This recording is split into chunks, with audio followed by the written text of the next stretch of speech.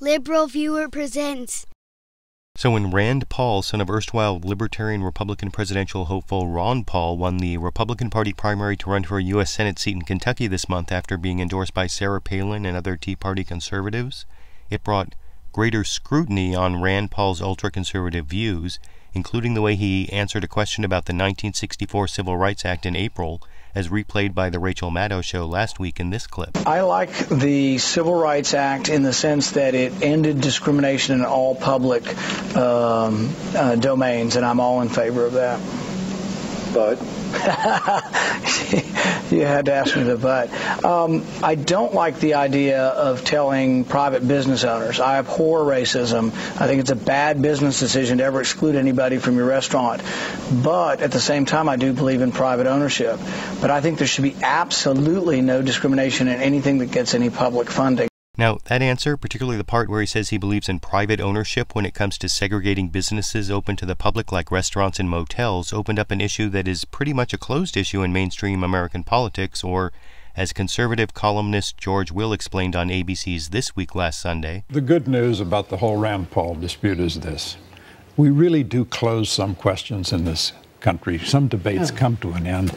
115 years ago, Democrats were all up in arms about free coinage of silver. We sort of settled that question and moved on. Or prohibition. We've and now settled no that one in America wants to reopen the argument that Rand Paul has reopened. But George Will was wrong when he said no one in America wants to reopen the question of whether the government should be able to stop private businesses that are open to the public from refusing service to people based on race, though Rand Paul showed he didn't really want to answer that question anymore last week when Rachel Maddow asked him several different ways, with Rand Paul only obfuscating, as you can see, for example, in this clip. I don't want to be badgering you on this, but I do want an answer. Do you think that a private business has a right to say we don't serve black people? I'm not in favor of any discrimination of any form. I would never belong to any club that excluded anybody for race. We still do have private clubs in America that can discriminate based on race. But I think what's important about this debate is not getting into any specific gotcha on this, but asking the question, what about freedom of speech?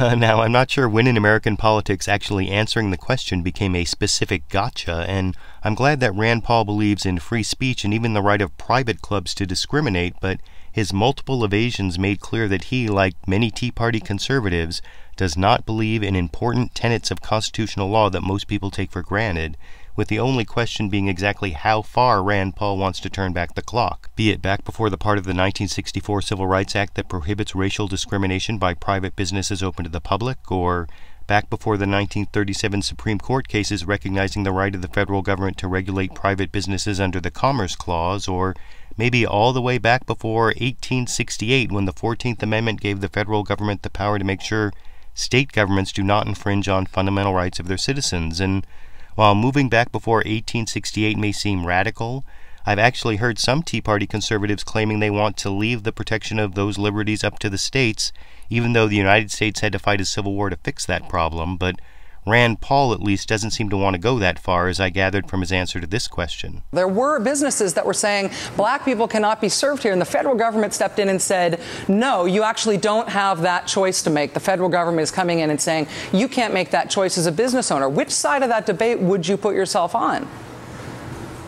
In the totality of it, I'm in favor of the federal government being involved in civil rights. So at least Rand Paul recognizes the role the federal government got protecting the civil rights of citizens against the states in 1868, but whether Rand Paul is willing to accept additional progress made in 1937 is a more open question, because until 1937, for more than 30 years, a pro-business majority on the U.S. Supreme Court had misinterpreted the liberties protected by the Constitution to include a right to contract that trumped any ability of either federal or state governments to regulate working conditions in private businesses. But with sweatshop conditions only worsening during the Great Depression, and with mounting pressure from President Franklin Roosevelt as described in the American Constitution Society's publication Keeping Faith with the Constitution, quote, on March 29, 1937, the court rejected a freedom of contract challenge to a minimum wage law from the state of Washington that was in all material respects identical to the New York law struck down a year earlier. 2 weeks later, the court interpreted the Commerce Clause to sustain federal protections for labor organizing provided in the National Labor Relations Act, unquote. And that began a long line of cases recognizing a federal power to regulate private businesses under the Commerce Clause that Rand Paul seemed to question in his answer to Rachel Maddow here. When Bob Jones University in the year 2000 dropped their... Wait, hold on, just 1 second. Until the year 2000, Bob Jones University, a private institution, had a ban on interracial dating at their school. They're a private institution. If Bob Jones University wanted to bring that back now, would you support their right to do so? Well, I think it's interesting because the debate involves more than just that, because the debate also involves a lot of court cases with regard to the Commerce Clause. And bringing up the Commerce Clause is important because those decisions recognizing a federal power to regulate private businesses under the Commerce Clause justify the federal minimum wage, child labor laws, and workplace safety protections, among other things. And once you accept that federal power under the Commerce Clause, accepting the power of the federal government to prohibit racial discrimination in private businesses isn't very controversial.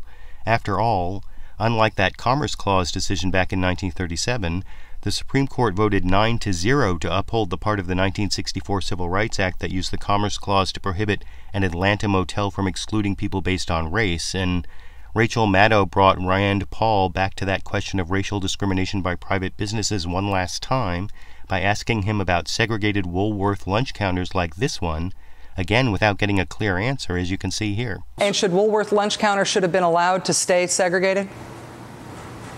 Sorry, just yes or no? But even though Rachel Maddow asked for a yes or no answer, Rand Paul's response was, what I think would happen, what I'm saying is that I don't believe in any discrimination. I don't believe that any private property should discriminate either.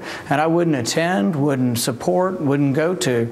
But what you have to answer when you answer this point of view, which is an abstract, obscure conversation from 1964 that you want to bring up, but if you want to answer it, you have to say then that you decide the rules for all restaurants, and then do you decide that you want to allow them to carry weapons into restaurants? Now, that was kind of out of left field, and while some interpret Rand Paul's evasiveness on these issues as evidence of hidden racism on his part despite his claims of personally opposing discrimination, that determination would require looking into his heart, while his radical views that government should be powerless to desegregate restaurants and motels already put him outside of mainstream politics, though that may not matter, as commentator Cokie Roberts argued back on ABC's This Week in this clip. I'm not sure, Donna, that the voters this year care about somebody being out of the mainstream. I mean, the people they are choosing in these primaries are definitely people who are out of the mainstream, whether it's in Utah or whether it's in Arkansas. It's still out up for grabs, but it looks like it's going toward the more liberal candidate in Arkansas. That's the Bill Halter versus Blanche Lincoln race. I mean, it is in state after state, it is not the mainstream candidate the voters are interested in. Of course, there must be limits even this year to how much extremism voters will accept, and it seems that some Republicans are getting nervous this week that Rand Paul's apparent desire to roll back constitutional law to 1936 might not be something the Republican Party wants to be associated with nationally, which may explain the advice that Senate Republican leader Mitch McConnell gave to Rand Paul on CNN last Tuesday that you can see here. The voters are going to be in Kentucky. My advice to him would be to speak to the people who are going to be actually voting in this election. I think he's said quite enough for the time being in terms of national press coverage. That seemed like a pretty clear slapdown from the Republican leader in the Senate and senior senator from Kentucky, but it showcases a real problem Republicans are having with the Tea Party conservatives they are using to energize their base, actually moving the party out of the mainstream. At least I hope those views are out of the mainstream, but I want to know what you think. Do you agree with Rand Paul and some other Tea Party conservatives that the power of the federal government to regulate private businesses should be rolled back 50 or 100 years?